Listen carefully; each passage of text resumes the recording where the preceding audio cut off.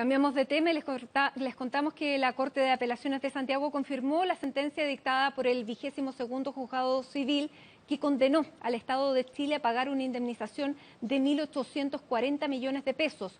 Queremos conversar sobre este tema. Está aquí la abogada querellante en este caso Tsunami, una de las abogadas querellantes, la abogada Olga Prieto. Abogada, gracias por venir. Bienvenida. Muchas gracias. Abogada, finalmente la Corte de Apelaciones ratifica el fallo que inicialmente había dictaminado lo mismo, que se pagaran estos 1.840 millones de pesos a estas 72 familias. Sin embargo, pide que las partes paguen las costas. Bueno, vamos a ir parte por parte, punto por punto. Primero, ¿usted queda satisfecha finalmente con esta decisión de la Corte de Apelaciones? Sí, la verdad que para nosotros es satisfactorio este fallo de la Corte de Apelaciones, que confirmó lo establecido por el magistrado Pedro García en primera instancia, en orden a dar por establecida la falta de servicio en que incurrieron dos organismos de la Administración del Estado, la ONEMI y el CHOA, y cuya falta de servicio ocasionó los daños por los que nosotros demandamos. Ahora, ustedes en esta apelación pidieron que se aumentara también este resarcimiento, este monto. Sin embargo, el tribunal consideró que lo que se había ya aplicado era lo justo. ¿Ustedes por qué, en base a qué se pedía más dinero? Entre los demandantes hay personas que no solo son familiares de víctimas directas que fallecieron en el tsunami. Hay personas que además ellos también sufrieron en forma personal el arrastre de las olas, y respecto de ellos, por lo tanto, solicitamos que se fijara una indemnización en torno al daño que ellos sufrían en forma personal por haber sido víctimas de esta experiencia verdaderamente fatídica, de haber sido arrastrado por un tsunami, de haber tenido que luchar por su vida en circunstancias que, de haber operado como correspondía el sistema de protección civil en nuestro país, no hubieran tenido que sufrir eso.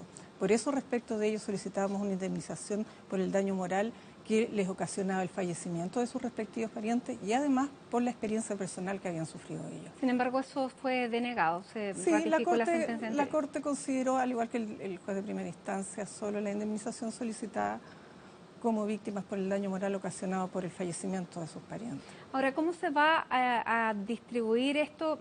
Bueno, primero, esto todavía puede llegar a la Corte Suprema.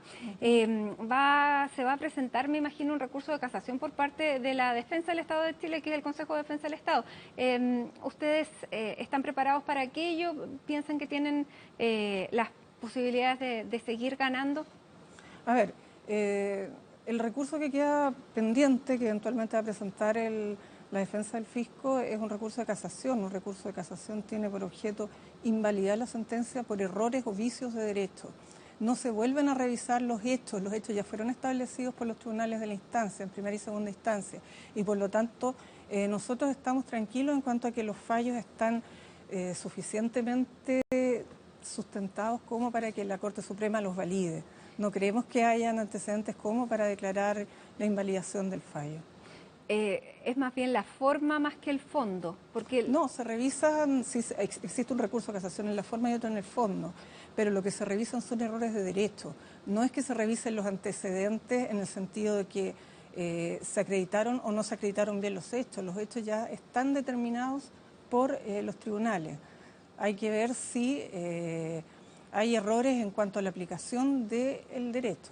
Porque fundamentalmente lo que planteaba el Consejo de Defensa del Estado, que ante un hecho de una magnitud como el que se vivió, el tsunami y el terremoto de 8.8, era muy poco lo que el Estado podía hacer. Ese era el argumento central. Sin embargo, la Corte dijo otra cosa. Sí, efectivamente, la Corte recoge los planteamientos de la sentencia de primera instancia y señala que si bien a una persona no se le puede pedir que actúe en forma muy coherente frente a una catástrofe como el terremoto, no así se puede eximir de una conducta adecuada a las autoridades que están precisamente instaladas para cumplir con esas obligaciones de mitigar o evitar las consecuencias catastróficas de de un tsunami posterior a un terremoto de esa magnitud. Y al recoger ese planteamiento lo que hace es corroborar lo que estudió el magistrado de primera instancia, don Pedro García, que él hace un análisis bastante minucioso del marco legal que regula las instituciones como la ONEMI y el TOA. Entonces establece cuáles eran las obligaciones y además hace un análisis detallado de si estaban esas instituciones en condiciones de cumplir con esas obligaciones establecidas en las normas que los regulan, dadas las circunstancias de este mega terremoto con posterior tsunami. Y después de un análisis bastante detallado de tanto del marco legal como de las circunstancias específicas de cada zona, llega a la conclusión que sí, que efectivamente estaban en condiciones de cumplir con las obligaciones y que no se hizo.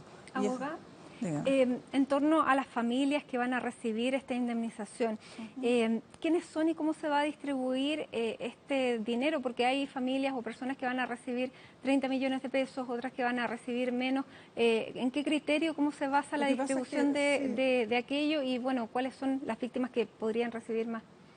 Lo que pasa es que a ver, si bien la demanda tiene más de 70 demandantes, los montos que se reclaman son individuales para cada uno y así lo establece también la sentencia. Tanto en la demanda como en la sentencia, para fijar estos montos se acude un criterio que es bastante usado en materia jurisprudencial, que es asignarles una indemnización de acuerdo a la cercanía o el grado de parentesco que tengan con las víctimas directas. Entonces, de esa forma, obviamente los cónyuges, los padres de una víctima tienen una indemnización mayor, que la sentencia les asigna 30 millones de pesos, a la indemnización que tengan parientes que están en un grado de parentesco más lejano, como los nietos o los hermanos. Ahora, ¿qué pasa con las personas que sufrieron lesiones graves que fueron invalidantes?